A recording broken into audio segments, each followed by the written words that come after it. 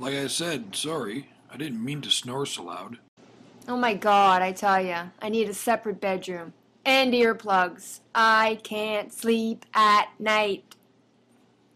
I hear you, but I had a weird dream last night. Something about mouth words? Hmm. Do you not like my mouth words? No, I'm not kidding. I really need to do something, or she's gonna get a separate bedroom.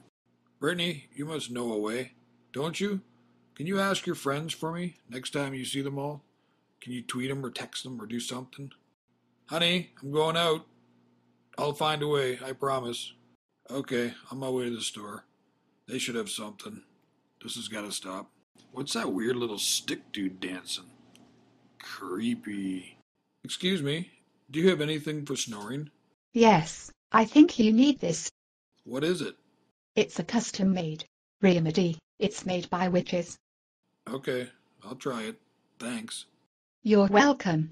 Toot, Lou, and good luck. The next morning. Well, I guess that didn't work.